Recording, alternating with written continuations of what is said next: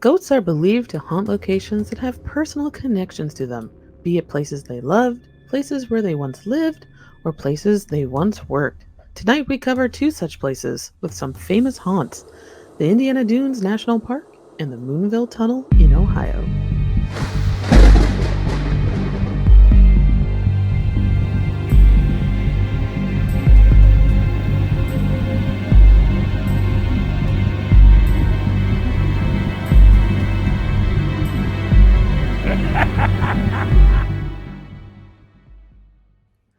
Hello, everyone, and welcome to another wonderful episode of this, Cincinnati Cabinet of Curiosity's Hometown Haunts podcast. I'm only used to saying that for 3 straight years. Now we're just the Hometown Haunts podcast. Hello. Welcome.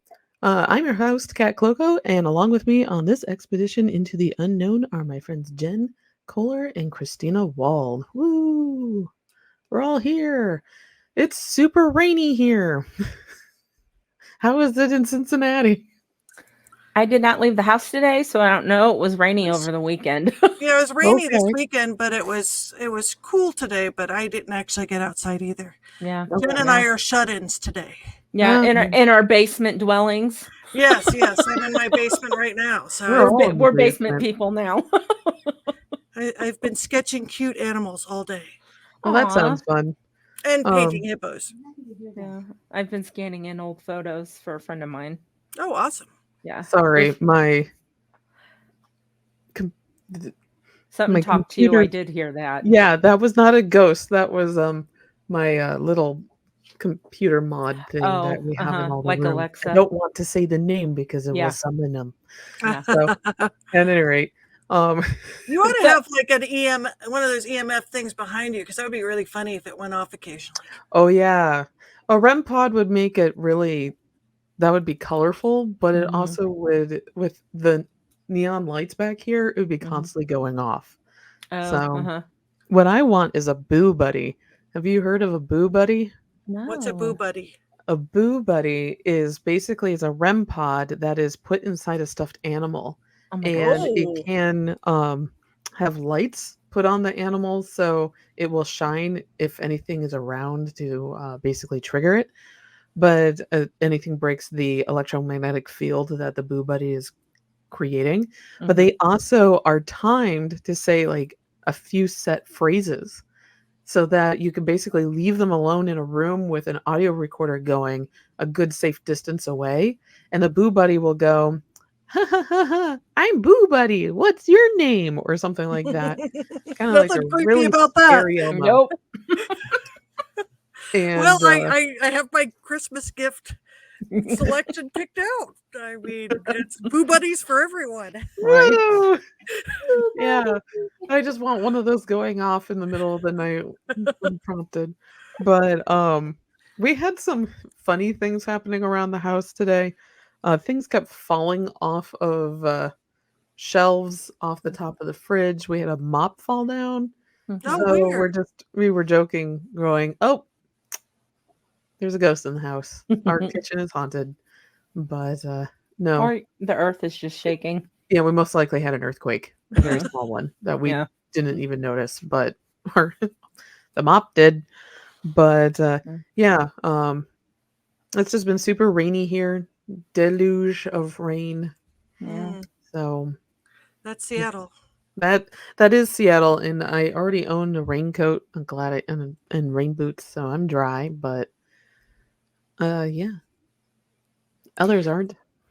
No. So if anybody's watching and I look like a moron with my microphone over my glasses, it's so I don't have to hold it up to my face. I think it looks quite stylish. Well, I am a trendsetter. It's very tech forward. Yeah, we're making sure Jen's mic is capturing her golden tones, and yeah, we're working on getting her the appropriate gear. Yeah. So yeah, if you're you watching make do YouTube, with what you've got. Yeah, blame me. Oh no, you're fine. Oh no, see, now I can't see. There we go. There we go. So Just a real quick shout out for everyone. You can follow us at Cincy Cabinet of Curiosities on Instagram, join our Facebook group Hometown Haunts, and also we're dying to hear your personal encounters with the paranormal. You can send those to hometownhauntedmail@gmail.com or join the Facebook group. Also, you can find us on this podcast on Apple Podcasts and Spotify and watch our show feed on YouTube so you can see Jen wearing her microphone on her head. Just find us by searching Hometown Haunts Podcast. And also, don't forget to review and like everything so that the bots make us up higher on the lists, I guess, and easier to search for. Yeah, I'm going with show announcements. You two just did the Nature Nook, the Kennard Nature Nook event last Saturday, and I am dying to hear how it went. It was fun. It went really well. The audience was extremely enthusiastic, Yeah. and hopefully some of them will write us with. There was a lot of people that had personal experiences there, and a lot of theater people. I think we're going to need to have to do more haunted theater segments, because there was what theater was that? Do you remember, Jen? It was something in Centerville. There were apparently it was a pretty haunted place. Was it not the Victoria Theater? No, it wasn't Victoria amazing. Theater. It was a Centerville theater that one of the people there had volunteered at, and then there were a couple people. Somebody had acted at there. I can't remember. It was pretty haunted. We'll have to ask. Yeah, There's but the there was a lot of Hall Theater.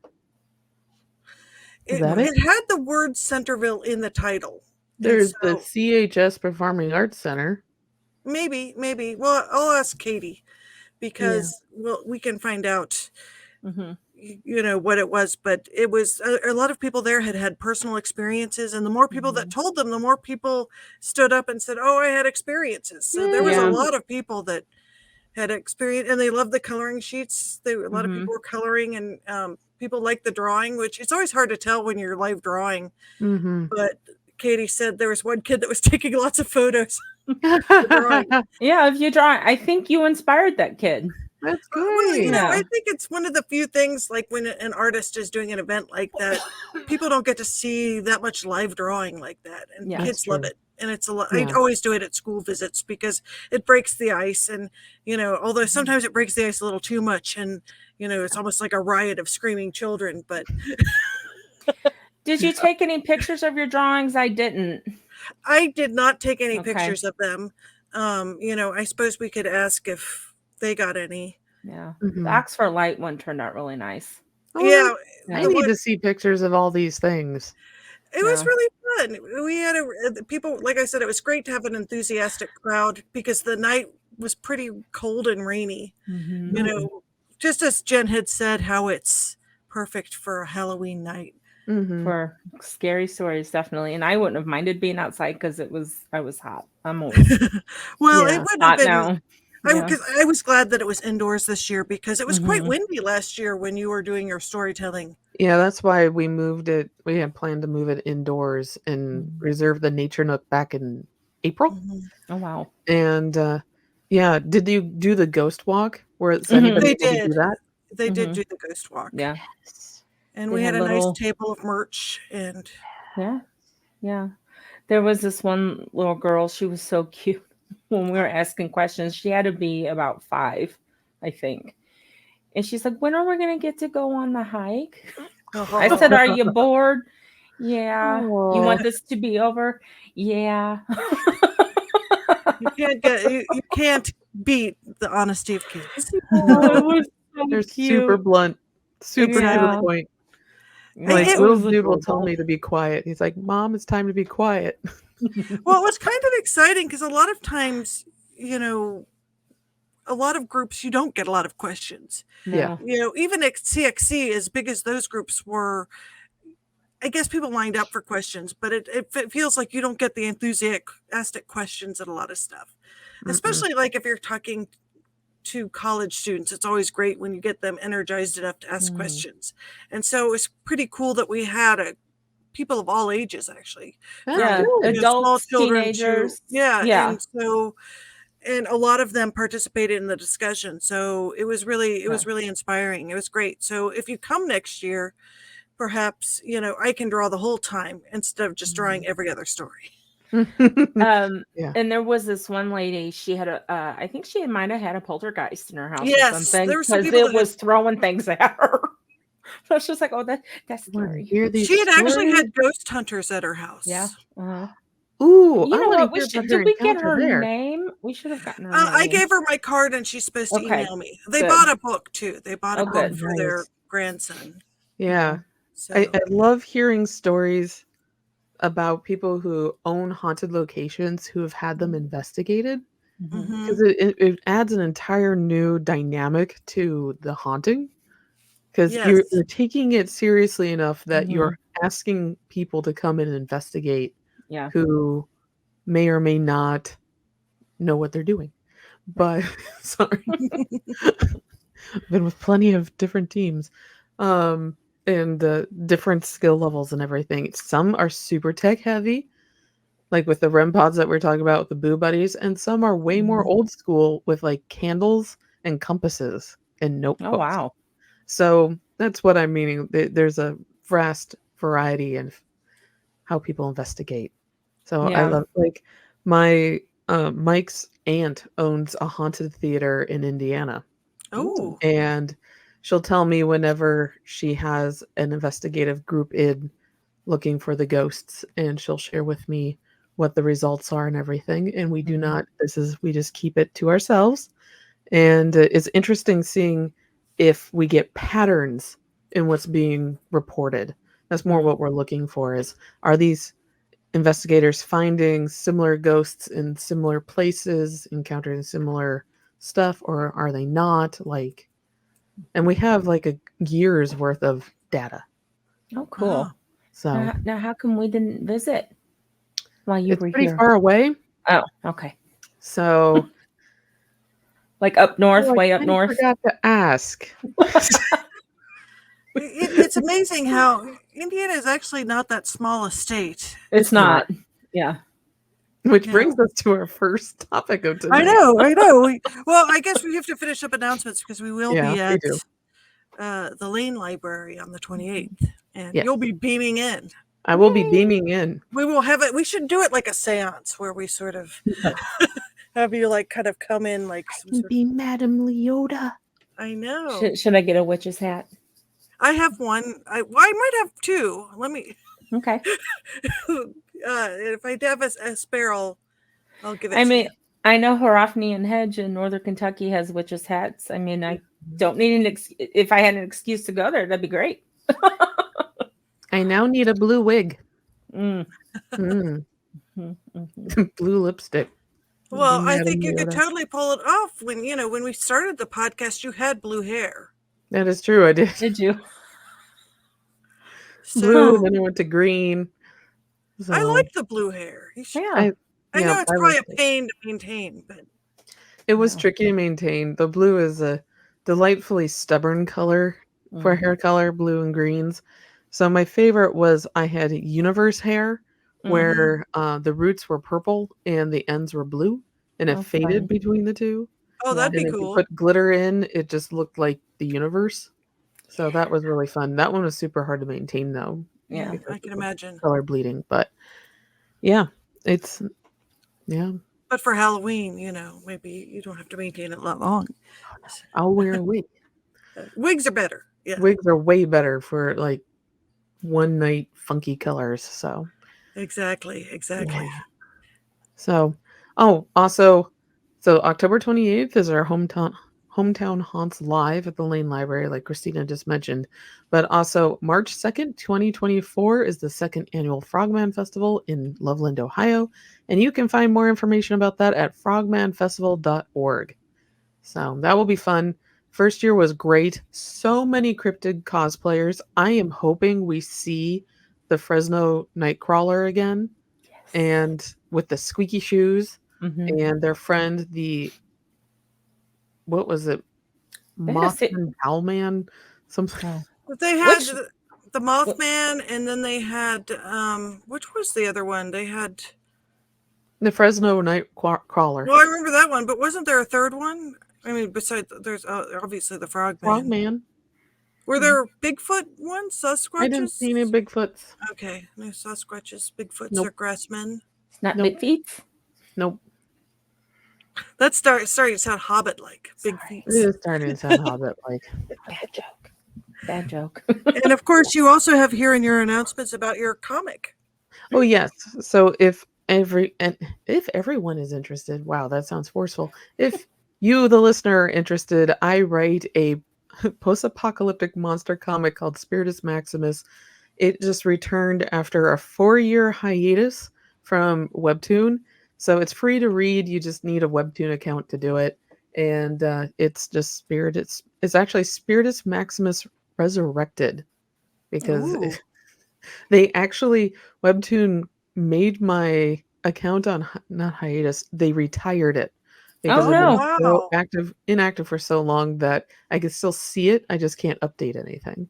So And you can't unretire it? no, I haven't Mm. figured out how, or I would have done that Yeah. because I have 4 different series with my old account, Oh, and no. they're all including witches and sorcerers.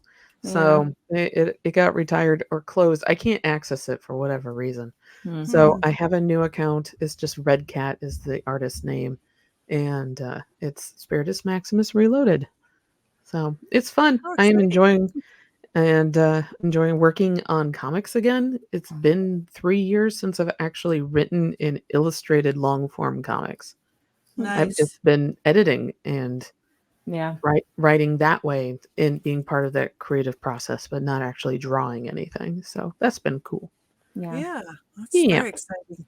Yeah, it's fun. And I think the world's ready for monster comics again. So Mm-hmm. yeah, Oh, and it's about Always. monsters who ghost hunt. So Oh, if yay. you like this topic, you'll love that comic. Well, that seems very fun. I'll start Mhm. reading after we're done tonight. Okay, it's only 4 pages up right now, so it's Yeah, so you very should be able to Okay. catch up Very quite quick. quickly. Yeah. yeah, And very people cool. were excited to see the cover reveal for Cabinet of Curiosities 3 at the Yes. Yay. event. Yeah, So, the cover was great. It's Sherwin Bao who illustrated it this year, mhm. and A couple people wanted to buy it. I'm So, glad. do you want me to print more out for the next event? No. Okay. Right now it's just the cover. We'll do that once we're Later. doing the Okay. Kickstarters and all that. Okay. But I'm glad. I will tell Sherwin. I'll pass that along Yeah. to him that people wanted to buy the cover. Mhm. So that makes me happy. It will make Sherwin's day. So Yeah. thanks, Mickey. Aw. Yeah. And So I have 3 dogs surrounding me right now. I think they're ready to hear some Dunes. They Yes. are.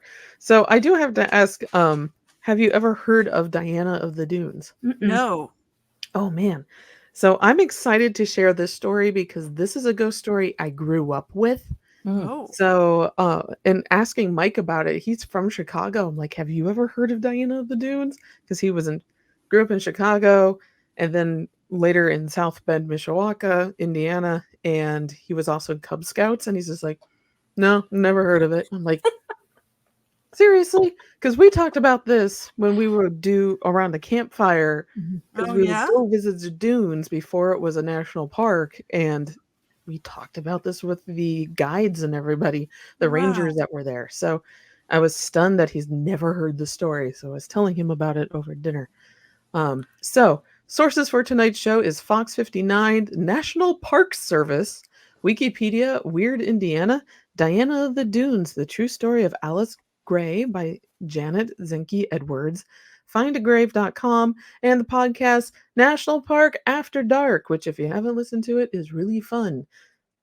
So as I said, I grew up with Diana of the Dunes. This is probably one of the first ghost stories and legendary folk people or personalities that I grew up with and knew about in Indiana. And for those who didn't know, I grew up in central northern Indiana at the border between Indiana and Michigan. So Lake Michigan is where I played during the summer, and going up all those dunes, super fun and great exercise. And one of the ghost stories is Diana. So to talk about Diana, first we've got to talk about Alice. Originally, Alice Mabel Gray was an intellectual and counterculture figure who ultimately abandoned life in Chicago for a more secluded one along the dunes on Lake Michigan's lakeshore. She lived in an abandoned shanty for 9 years, writing about her life, studying the ecology and the history of the dunes, and becoming a champion of preserving them. Alice was born in Chicago on November 25th, 1881, and she had a large family made up of her father, Ambrose Beardsley Gray, a Civil War veteran and Chicago lamplighter. That was what he did for a profession. Her mother, Sally Roxanne Gray, three brothers, and two sisters. At the age of 16, she entered the University of Chicago and graduated with a bachelor's degree in 1903. She received many honorable mentions in astronomy, mathematics, Greek, and Latin, and became a member of the Phi Beta Kappa Society, which is the oldest academic honor society in the United States. This woman was bright. She was very inquisitive. She asked a lot of questions. She got fed up with stuff very quickly, as we will learn. Immediately after college, she worked for the U.S. Naval Observatory doing calculations, but left the position in 1905 to continue her education in higher mathematics at the University of Göttingen in Germany, and then came back to the University of Chicago to finish her studies. During that time, she also worked as a stenographer at the University of Chicago and hated it. Absolutely hated it. She disdained the wage-earning labor, calling it slavery, which is kind of a very questionable way of describing it, but she hated working the 9 to 5 jobs. She hated the work-life balance culture of 1905 Chicago. She hated how she had multiple years of degrees. She had a bachelor's and a master's in mathematics and was being paid almost nothing. That entire work, she was just like, why, as a woman, am I not being taken seriously enough? Because I'm smart. I'm smarter than some of these men in the room with me, and I can't pull in the money like a professor does. So, underpaid, overworked, not recognized for her extraordinary work. This sounds super familiar. By 1915, she had had enough of urban life and was looking for an alternative, and that's when she had the idea to move to the dunes. During her 9 years as a graduate student at the University of Chicago, she would frequent the dunes as a visitor and had fallen in love with the natural beauty of the area.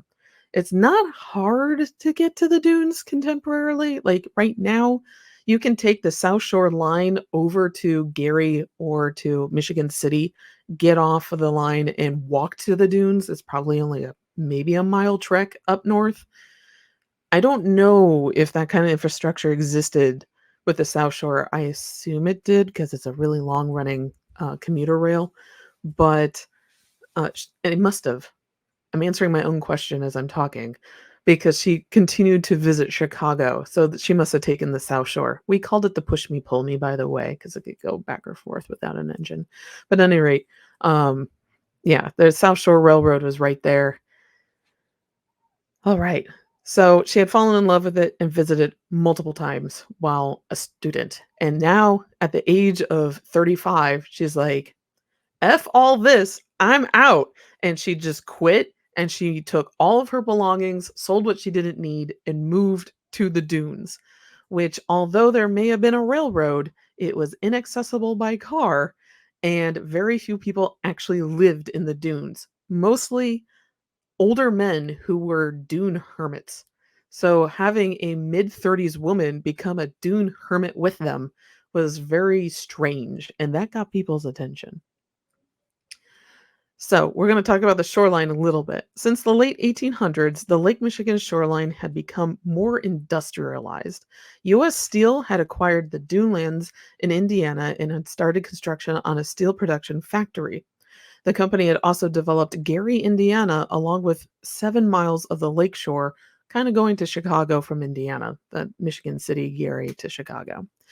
Then there was the Hoosier Slide, a massive 200-foot sand dune near Michigan City that became a popular tourist attraction in the late 1800s.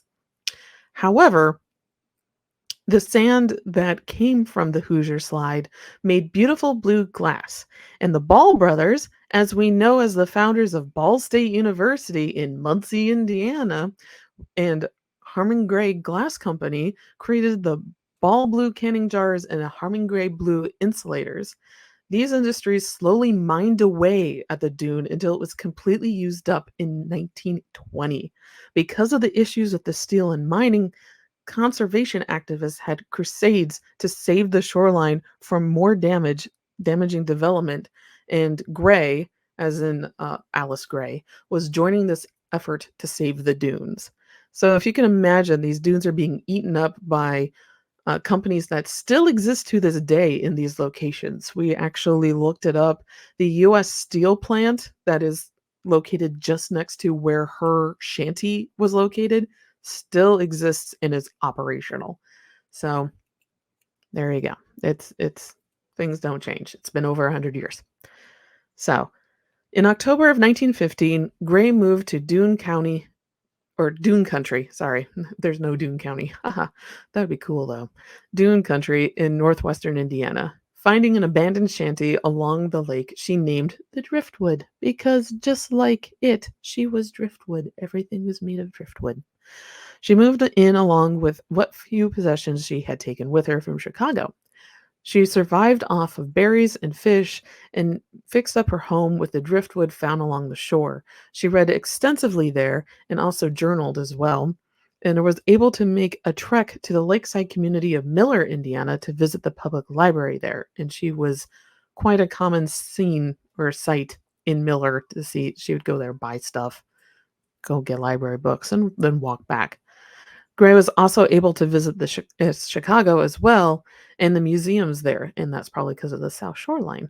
She wrote about her life on the dunes and the need to preserve them. And we also have lots of photos that were taken from the Chicago Inquirer, and we will be putting those up on social media so you could see what Alice Gray looked like, lounging around in her linen on the beach.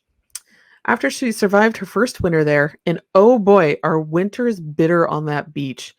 The water is quite frigid that when it comes up off of Lake Michigan. There's a famous photo of the St. Joseph Lighthouse. It's in St. Joseph, Michigan, but that's actually only a few miles away on the coastline. And that's the lighthouse that is basically looks like there's a wave frozen crashing into it. That is Lake Michigan. It is not a warm place to live, and she survived her first winter there. I don't know how. Because of this, the fishermen would say, "Hey, there's this chick." I guess I'm gonna assume they were old men fishermen. "Hey, there's this chick that's living in this shack, and when it got warm enough, she would bathe in the nude in the lake, and then run around on the beach nude because she had no beach towel to dry off." And these fishermen are like, "Oh, what? This is 1915. No, she's just running around buck naked on the beach." And of course, they're talking about this when they get back to port at the wherever they're coming, and they're like, "Did you see that lady? She had no clothes on." And just word got out. So at some point, it said that one of the journalists from Chicago got wind of this story, and that's how the moniker Diana of the Dunes got popularized from a lot of these articles from the mid 1910s. Um, Also, she was a solitary woman. She was in her mid 30s, so she was relatively young and living by herself on this beach with the other beach hermits, like every mile or so. So, this entire idea that this woman's living by herself without a man or anyone else helping her, she's foraging on her own, she's hunting on her own, and running around the beach nude at a time when one, the beach wasn't beachy, it was more like forest and then bam, the lake. And there weren't a lot of tourists at the time. So it was really quite remote being out there. So it was a sight. It was just a sight. I can only imagine. Legend. So let's see. According to the Chicago Examiner article, fishermen reported seeing her. As I just said, I have lost where I am on my script. Oh, And then the Chicago Examiner later in 1916 came and interviewed her. And when they asked what propelled her to move out there and live on her own, her reply was, I want to live my own life, a free life, which I think a lot of us can identify with. And that interview with her exploded in popularity. And that's where the Diana of the Dunes nickname, although it was created beforehand, really stuck. And she kind of ran with it. She got in, basically, she became this folk legend within the area and within Chicago because the newspapers were just in awe over the fact that this woman was doing this and living this life off the land and without anything industrial around, and also saying, hey, we need to save and preserve all this dunes because they're super special and they're really pretty. Maybe we should not turn them all into glass bottles. So it just, not civilians, the citizens were just enamored with her. And she, even though she was so reclusive, she did go in quite a few times to Chicago to do live speaking events. And this is when she started gaining more notoriety and penning opinion pieces for different newspapers, magazines.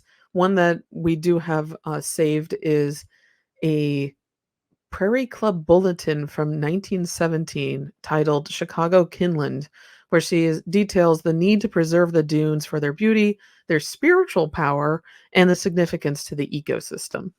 So she was just really spreading the word, which I think a lot of us, especially now in contemporary times, we think of that turn of the century as very industrial, very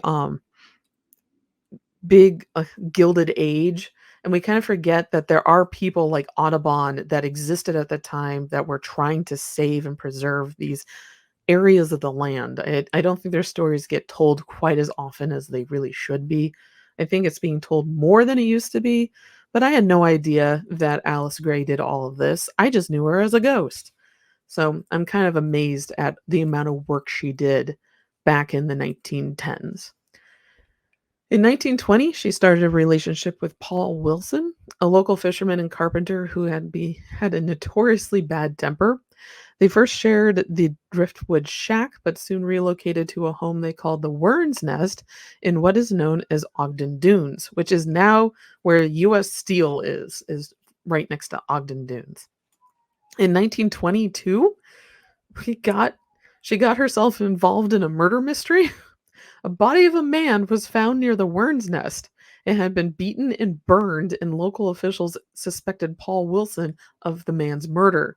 Deputy Sheriff Eugene Frank also accused the couple of robbing local cottages and stealing fish, like they were pelicans or something. When the group approached Frank, as in Wilson and Gray, they got into an altercation, which resulted in Frank's gun discharging into Wilson's foot. So there's a photo of Wilson sitting on the back stoops with a basically a tourniquet around his foot. And I'm just like, you're not going to the hospital for that, sir. You're just going to sit. Okay, you do that. When they returned to the Wern's Nest, they discovered it had been ransacked. So 1922 was a very bad year for those two. Wilson later was cleared of the murder cases, but the murder was never solved. So the Wern's Nest cold case is still there in Indiana. No one knows who killed this man. In 1912, the Dunes Highway was built. It's also known as US 12 between Gary and Michigan City. Sorry, I think that's 1921. I think I fell into my own little dyslexia hole. That's 1921. The Dunes Highway was created, and that's also known as US 12 between Gary and Michigan City. It was completed and ran close to the Wern's Nest. The Dunes Highway also allowed easy access to the dunes from Chicago, which increased the traffic to the area and brought a whole lot of unwanted attention to Gray and Wilson because she was a folk hero and people wanted to see her, dang it. Someone purchased the property where the Wern's Nest was located and fed up. With the traffic and curiosity seekers, Wilson and Gray decided to head to Texas, where Wilson was originally from.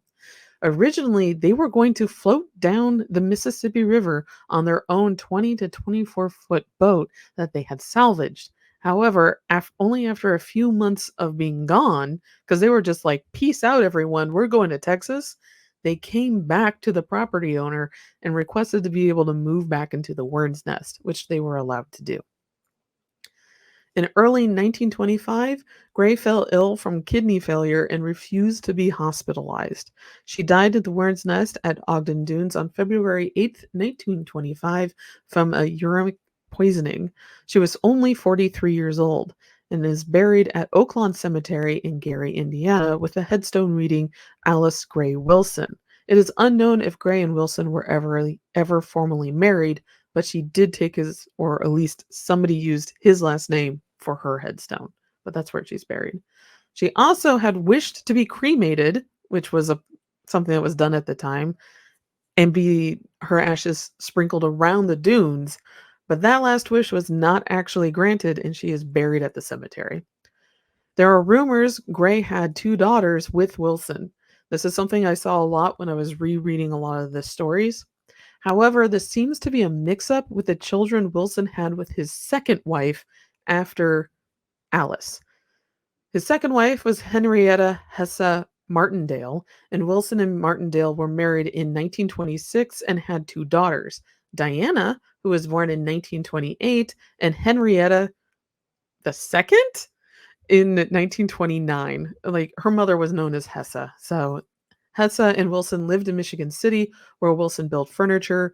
Eventually, they moved to California, where they divorced, and the entire family just falls into obscurity afterwards.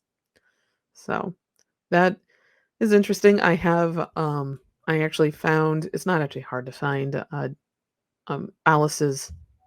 Alice Gray's death certificate, and saying what she died of and where her headstone is. So, creation of the Indiana Dunes National Lakeshore, later National Park. Gray's story is a staple for those who are lucky enough to have grown around the dunes. In fact, like I said, my own Girl Scout troop not only told the stories of the Gray Lady or Diana of the Dunes, but we were also Council of the Singing Sands. Singing Sands are specific to the dunes. I think the only other one are the dunes out in Colorado. And it's an interesting, very low hum that you can hear if the conditions are right. And it's very spooky if you get to hear it. It's just like this low that the sand is actually making by vibrating. So it's cool, and I find it fun that I grew up where the council is singing sands. Anyway, Gray and Wilson and the other conservationists were successful in saving the dunes. So yay, this has a happy ending, and I'm happy to say that. The area has been an ecological interest since 1899, when the University of Chicago started studying the flora and fauna of the area. Plans started in 1916 to create the Sand Dunes National Park, only reinforced by the mining and disappearance of the Hoosier Slide Dune in 1920. The Indiana Dunes State Park opened in 1926, just 1 year after Gray's death. And in the 1950s, the property that has Taramac Bog was saved from development and added to the park.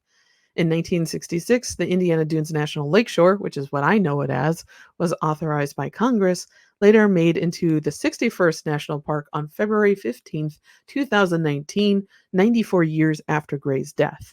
The Indiana Dunes National Park runs for 20 miles along the coastline of northwestern Indiana, spanning Porter, Lake, and LaPorte counties.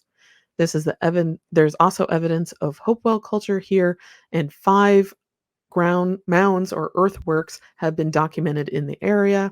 There's also a ghost town in the dunes called City West.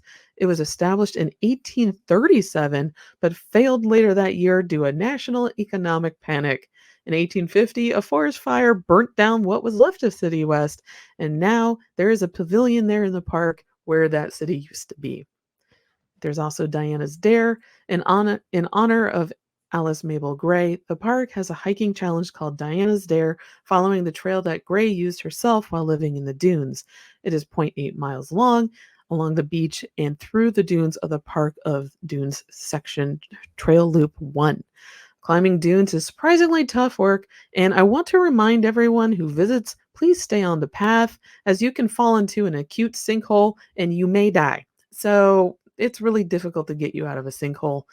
There was a 6-year-old that fell into one in 2013. I believe he survived, but boy, oh boy, if you go down quickly. It's worse than quicksand. Because here's a fun fact, those dunes, they're on an old forest. So there's like trees underneath all that sand. And when they decay and collapse, that's when you get sinkholes. So stay on the paths, everyone, please. just stay on there. All my dogs ran out of the room at the same time, and that's weird. Okay, hauntings. So, what you all have been waiting for, and I've been building up to slowly, is the massive amount of hauntings that people have reported of seeing uh, Gray, aka the Gray Lady, ironically with her name. That's not why she's called the Gray Lady, but seeing the Gray Lady of the Dunes. So, Indiana Dunes National Park is home to one of the most popular ghost stories of any national park in the United States, and that would be Diana of the Dunes. Gray never left her beloved dunes and still is seen there today along the lakeshore. Witnesses claim to see the Gray Lady, ironic with her last name, around the park. She's described to look out of place and wear a flowing gray dress, or sometimes reported as a white dress, without shoes on, which is what people go, why are you walking around the dunes? It's sandy, it's rocky, and you have pieces of twigs and trees jetting out. It's not a pleasant sandy walk like you would think with a beach. And she's wearing no shoes, so that's super uncomfortable. So that's what gets people's attention. But she'll like show up on a hiking trail in front of them, especially in this Diana Dare area, and people will take a turn and expect her to be right in front of them, and she's gone. And did a sinkhole get her? Who knows? But she just disappears. Other people who have been hiking have seen her walking through the pine forest at the side of the trails and going, hey, wait a minute, she's not wearing shoes and she's just walking through this pine forest. And then they would turn back, go look at her again, and she's gone. So those are really common sightings. One of the classic sightings is seeing her nude running around the beach. So basically, what they have seen. So, much like the early reports from 1915, fishermen and boaters on the waters offshore of the park have witnessed a ghostly lady bathing in the water near where the driftwood shack once stood.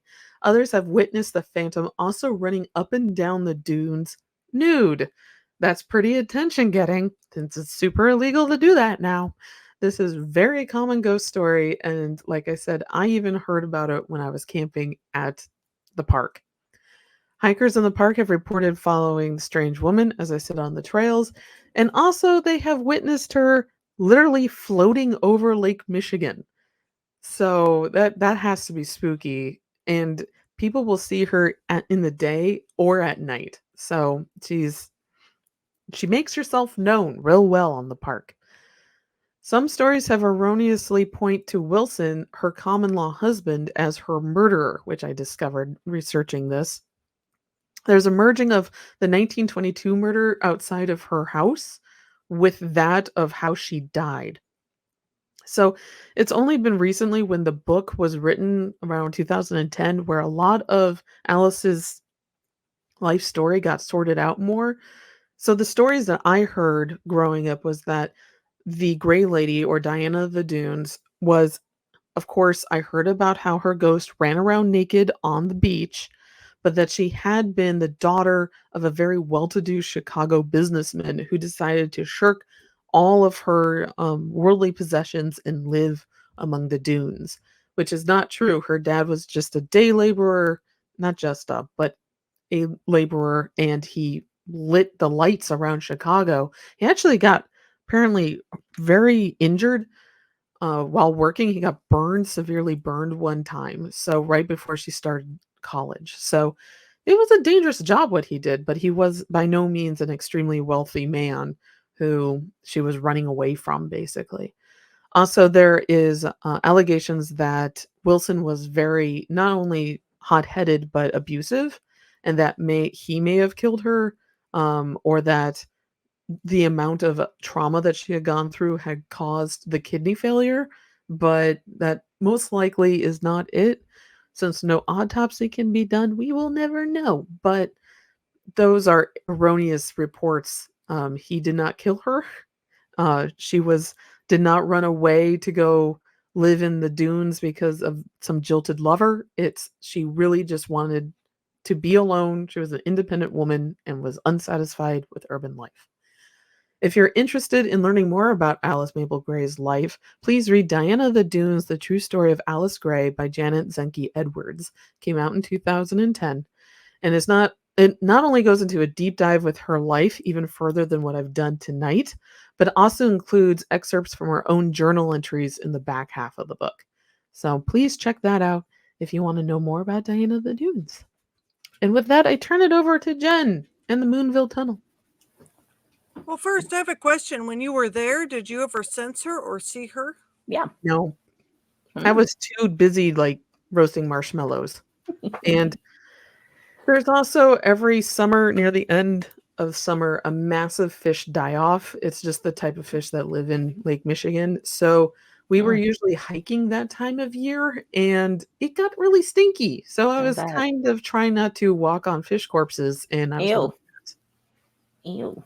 Yeah, have you ever been to Lake Michigan, either of you? Mm-mm. No. Well, I've been to Chicago, so I guess kind of on the shores. Oh, well, yeah.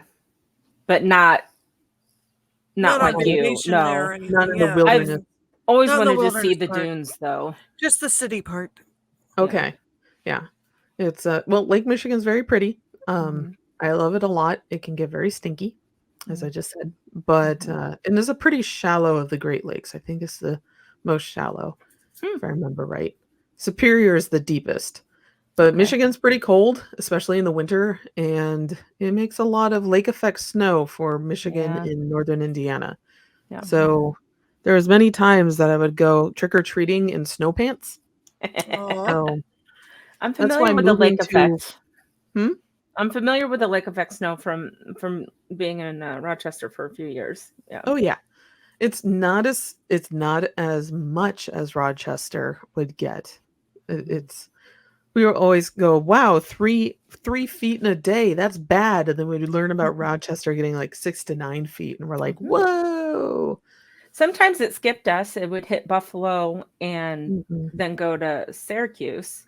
And sometimes, but we had 2 lakes up there. We had Erie and Ontario to deal with. And it always liked to dump snow on us. Did it stop things from running? Absolutely not. I still had to go to class. Yep. Exactly. But she sounds awesome. She was an incredible person. Yeah. So she still has, people still talk about her there. Oh yeah, she's a much beloved folk legend, basically. Like, are there markers or anything about her, like in the visitor center? Or yeah, I believe if you go on the Diana Dare loop, they have little placards where talking about her and her life and her work with ecology and trying to save everything. So she really just, in the short time, she was only there for about a decade, but using that Diana of the Dunes personality, basically, she managed to gain so much attention to the dunes and also the ecology and how the industry was not working well with the natural landscape, and it was hurting actively people and communities. So that's a lot to accomplish in a decade. And I'm sad to see that she died so young, because I really would have loved to see what she could have done further on. Yeah. But that's... What's the Diana Dare? Does that consist of like daring someone to do something, or what is the story behind that name? I think it's marketing.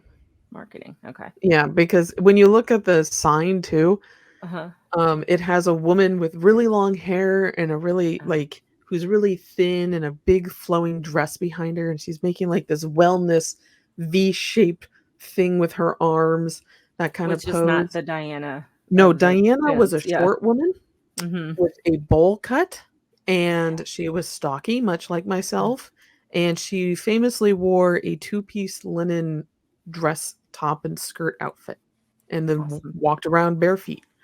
Yeah. So great lady. We'll have photos of her up. I can identify very much with her with the short stockiness and the I cannot slender identify yoga her. pose lady she was not. So, I can but that's identify with the reason she went out there. Oh, I she hear you, was girl. fine. I She hear looked you. very hipster. Yeah. Sorry, Christina, what did you say? I didn't say anything. I was Just just laughing. agreeing. Yeah, I was just laughing. Yeah. Because I mean it's interesting. It almost, for some reason, makes me think of the hermits. Make me think of the popularity of van life now, where people Oh, are just yeah. Oh, like yeah. eschewing getting a house and deciding to live on the road. Yeah. And this is less mobile, but still sort of a hermit lifestyle. Yeah. I'm She and contemplating it. Wilson, yeah, very much like that. Like, literally just put a set of oversized glasses on her, and she looks like a lot of hipsters that you've seen recently. Yeah. Okay. So, All right. I speak as somebody with oversized glasses. Like your serial killer glasses you've got. Yeah. I like So, those. I'm excited to hear about the Moonville Tunnel. Yeah, let's All hear about right. that. I had never heard of this until today. Let me tell you my sources. If I can get back. Obviously, Weird Ohio by James Ellis, friend of the podcast. The Ohio Department of Natural Resources. There's an article in the Columbus Dispatch, and I forgot to write the name of the title, but it was printed in January of this year. The visitvintoncounty.org. And yes, most of it is from those sources. So, okay. Let me scroll back up. Okay. The Moonville Tunnel. The Moonville Tunnel was built through a hillside around 1856 in Zalesky. Not sure if I'm saying that right. Zalesky? Zalesky? Let me look. Yeah, Zalesky. Like Zale, Zalesky. the diamond people. Diamonds. Yes. Okay. Zalesky, Ohio area. Ow, ow, ow, ow, ow, ow. Sorry, I hit my cut finger. Oh no! No! It's fine. It's not bleeding. It's good. Oh, good. Oh, good. All right, please cut that out. I will. Okay. Let me just start over. The Moonville Tunnel was built through a hillside around 1856 in the Zalesky, Ohio area. It sits between the towns of Mineral and Zalesky in the Zalesky State Forest. The town sprung up on Samuel Coe's land after he gave permission to the Marietta and Cincinnati Railroad to build a railroad line on his property. Side note, the line was later absorbed by the Baltimore and Ohio Railroad, aka B&O, which we all know from Monopoly. Yeah, I called it the B.O. Railroad. Yeah. And we go, ew. It probably did smell. Oh, yeah, I'm sure. As it did most things back then. At Moonville's peak in 1800, it had around 100 residents, consisting of railroad workers and miners. The town began its decline when coal mines began closing in the early 1900s. By 1947, the last family in Moonville abandoned the town. What remains today are the train tunnel, the foundation of the old schoolhouse, and a cemetery. And now to the ghosts. Yeah, that just sounds spooky on its own. I know, right? The tunnel itself, the way it's just surrounded by dense forest, and is mossy. Yeah. From what I can tell, I mean, the town doesn't really exist anymore. It's just all state forest. Mm-hmm. Yeah. It's only the land of Bigfoot now. Yeah. And I really want to go out there. All right, on to this creep crawly ghosts. In the 1880s, Two trains traveling from opposite directions collided in a head-on crash. The engineer of one of the trains, Frank Lawhead, carrying a lantern and dressed in white, returns to the tunnel and has been doing so since the crash. He is the tunnel's first ghost. Another version of his story is a brakeman trying to catch the train as it leaves, but is killed when he stumbles onto the tracks and is run over by the train. This is another version of Frank Lawhead's death. However, it said that Lawhead, or the brakeman, according to the Columbus Dispatch article, has been seen as an 8-foot-tall apparition dressed in dirty overalls with balls of fire for eyes. He swings a lantern and, when spotted at the entrance of the tunnel, lets out a blood-curdling scream. Sounds like he has allergies. Probably. I mean, it's Ohio after all. It is Ohio. Pollen season. And yet another simpler version of the brakeman's death was that he was drunk, fell asleep on the tracks, and was killed. According to an author of Weird Ohio, James Willis, the brakeman is named Rastus Dexter, an 8-foot-tall African-American. So I think these versions have kind of meshed together over time, kind of like a game of telephone. So who knows which one is true? But the one from James, I think, was actually in the newspaper. So okay, I that one might be true. Don't know about being 8 feet tall. But well, I trust James and his reporting. I do too. No, I do too. Yeah. 8 foot tall, like, I mean, people can be 8 feet tall. Well, we don't know. But yeah, I guess it's still pretty rare today as it would have been back then. Yeah. Okay. So I think they meshed. Another ghost is the ghost of the town bully. Is said to throw pebbles from the top of the tunnel. He was a farmer who liked to pick on people and was thrown out of a Zalesky bar and didn't make it home. Several days later, his body was found, possibly murdered, but the killer has never been found. If you're walking underneath the tunnel's entrance and feel a pebble hit you, it's probably the angry ghost of the town bully. You know, that sounds like, except for the tunnel being involved, the plot of Oklahoma. Oh my gosh. It's the musical Oklahoma, except for no tunnel. And just angry pebbles. I'm sorry, I should not be laughing at the ghost story. But no, that's okay. Who knows where it came from? Because I found it on one particular site that was nothing but the Moonville Tunnel. But this is the only place I found the story, so I thought I'd just include it because who knows? We don't know what. I've never been there, so I don't know what ghosts are out there. True. Okay, continue, please. Okay. Also, another ghost, if you smell an overwhelming scent of lavender while walking along the path of the former train tracks, it could be a visit from the Lavender Lady. She didn't hear an oncoming train and was killed while walking along the tracks in search of her fiancé, who was a rail worker. Her spirit has been seen in a white dress or period clothing around the tunnel and trestles. She has also been seen as a shapeless entity. And then this one seems to be the most popular, and it kind of goes in with Lawhead's death. Phantom gas lanterns waved by ghostly railroad workers killed by a train in the tunnel can also be seen. And of course, the ghostly whistle of a train can be heard floating on the wind. Today, the tunnel is part of the Moonville Rail Trail, a 10-mile trail through Zalesky State Forest, communities of Mineral and Zalesky, in the Lake Hope State Park wetland areas. Every October, there is a festival called Midnight at Moonville, which features a haunted trail, storytelling, craft vendors, music, and wagon rides. Unfortunately, it was this past Saturday, so we can't go. I was really hoping. I know. Dang. I know. Oh. When I read that, I was like, oh man, I want to go. But yeah. And also, you can read more about Moonville and its ghosts in the books, The Little Book of Moonville, Its Past, Its Ghosts, Its Legends, and Moonville Ghost Stories and Haunts Along the Railway.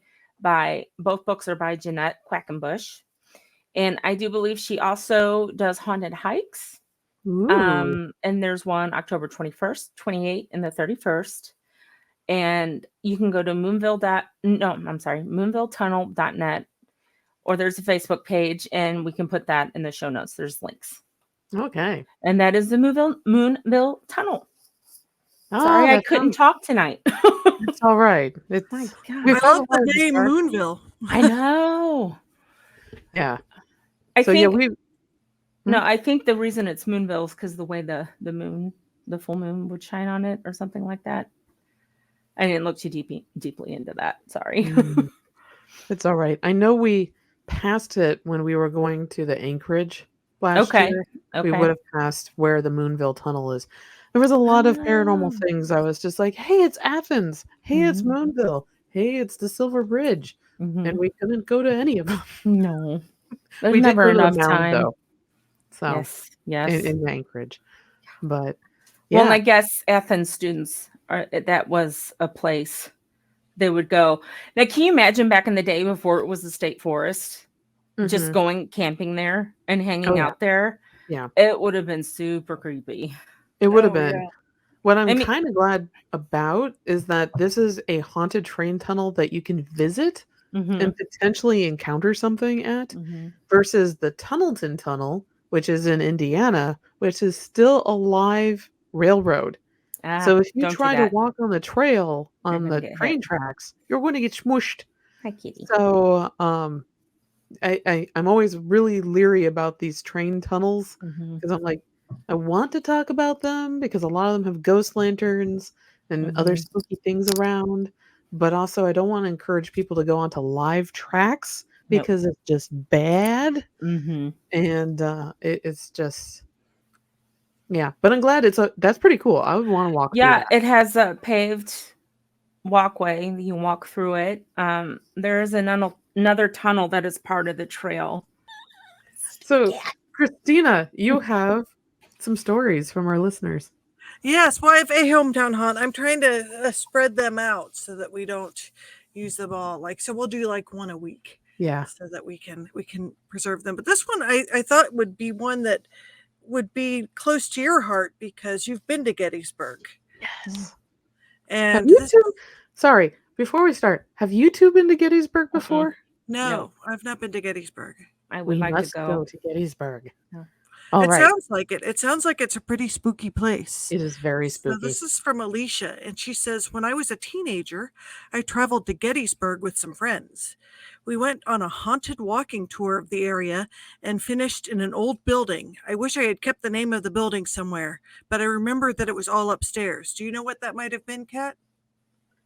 And let's continue the story and see if it gets described a little bit better. Okay. We were sitting on some benches in two rows facing the tour guide. My friend and I were on the back bench, which was about a foot away from the wall, and there was no one behind us or below us to speak of. As the tour guide was talking about how they typically get a lot of encounters in this building, my friend whispered to me, "Are you touching my back?" I looked at both my hands on my lap and I said no. She then asked me, "Can you look at my back?" She was wearing a warm up jacket that was one of those that showed wrinkles very easily, and there on her back was a perfectly smooth spot as if someone had been touching it. Needless to say, when I told her that, she screamed, and the tour guide looked a little smug when she said that happened frequently there. Oh, I bet she was in the orphanage. So, Kids messing with people. yeah, there's a lot of kids I miss there. It is in downtown Gettysburg. Now, please, person who wrote this in, thank you for writing in for Yeah, one. that's But an also, awesome if you can story. remember which building it's in, even approximately where it's at, that helps a lot because pretty I'll much, ask her. yeah, every single location has its own special blend of ghosts, Hmm. like the Jenny Wade house, the Hmm. orphanage, which is literally across the street from it, the large Gettysburg Hotel, which is on the other side of the Jenny Wade house.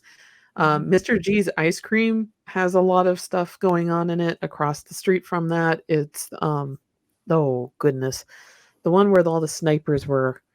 There's a lot of snipers and addicts along that street. So each house has its own different type of ghost. So that Wow. one kind of sounds like the orphanage because it's one of the few buildings where it's big enough to have a group of people sit Mhm. across from each other and look. A Mhm. lot of these houses are very small and it'd be difficult to bring a lot of people in. So that's why I think it's the orphanage, but I'm Hmm. not sure. Wow. Did you have anything touch you while you were there? I know you saw I stuff. saw a lot. I haven't I haven't been touched, and that sounds really strange taken out of context. I know it does sound, It but does but sound that seems strange. to be a lot of ghost stories. A lot of people say they feel like someone like taps them on the back or on the shoulder Mhm. or whatever. So it seems like a fairly common incident. I have been tapped before on the shoulder, like a distinct tap, where somebody sits there and goes dun dun like that. Mhm. It was at the Franklin Theater in Franklin, Indiana. And it was for a ghost hunting charity event that my one of the old teams that I worked with did. So we'd basically raise funds for the Historical Society in the Mhm. fall by doing a guided ghost hunt. And I was in the basement near the swamp. Oh gosh, what is it called? The swamp boiler, not a swamp boiler. Basically to cool the swamp pump. Basically to cool the building because it was built before 1920. Um, they used water to do it, and they called it the swamp something, and now I'm just blanking. But we were in the basement, and something tapped me very definitely on my shoulder, and I was wearing a rather puffy sweatshirt. And the person who was next to me, I felt the poke, and then I looked around at them, and they had turned pale. Like all the blood had drained from their face. And I'm like, "What's up? Did you poke me?" And they're like, "No, but I watched it happen." And I'm like, Oh. "What?" And they're like, "I was just listening to the story and you were standing in front of me and you are quite short so I can see all of you. And suddenly there is an indent in your sweatshirt and I could see it happen twice." And it, Oh, Oh. it, it freaked them out. They were done with the ghost hunt. I think they left not too long after. but you weren't freaked out I was just like, well, it's another day. because I think that would freak me out. Yeah, it was just strange, and it's one of the few Yeah. times I've actually been poked. But in Mhm. Gettysburg, I know I've mentioned it in the 3 years we've been doing this Mhm. show, the Mhm. different entities that I saw on the battlefield. And Antietam was just as much, if not more. So, Yeah. yeah, Gettysburg is Field, interesting. yeah, Also field. Yeah. another national park. Yes, Awesome. definitely have to check it out sometime. Yeah. Yes. Yeah, I think I the only time I remember once I would get up really early. Well, I often get up really early to paint and work on artwork because it's so quiet. And of course, when you get up, everyone who has animals knows, they want to be fed right when you get up. But at 3 or 4 in the morning, you're not going to feed them. So my cat Spike at the time, I said, I'm not going to feed you till 6. And so I just started working and I didn't pay attention. All of a sudden, I felt something touch my shoulder and I about jumped out of my skin. And I turned around, it was the cat. And he had reached up and touched my shoulder with his paw. And I looked down at the clock and it was 6 a.m. Yes. Oh, See, they know how to tell time, little yeah, jerks. we do. And he was like, okay, you promised. Oh my It's goodness. time, mother. It's It is time. You time. promised food. Oh my goodness. Does I've somebody waited. want to correct Yeti on this? Because he has a green treat ball. Uh-huh. What Aw. he does at 4:30 in the morning, which would be Mm. 7:30 a.m. Eastern time, he walks up to my side of the bed, sticks his head with the treat ball, and goes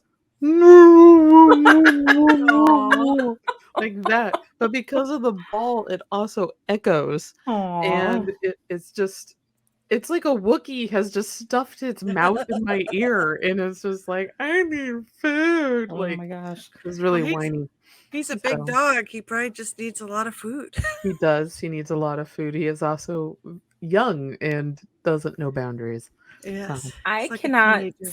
say anything because I give in to the demands of my elderly kitty, who I am trying to keep desperately at 6 or 7 pounds and not get any smaller. So whenever I get up, she demands food, and guess what? I give it to her Well, that because makes she's sense, though. 20 years old, and what the hell? Yeah. Yeah. I understand completely. The other one, though, Clover, still demands it, and she's only 4. Yeah. No. Well, speaking of pets, I am wishing a good recovery for our friend Katie's dog, Annie. Oh, yes. Yeah, Sweet she little had Annie. surgery and she's not taking confinement well. Yeah. But She has we wish a speedy 7 more recovery weeks. on Annie.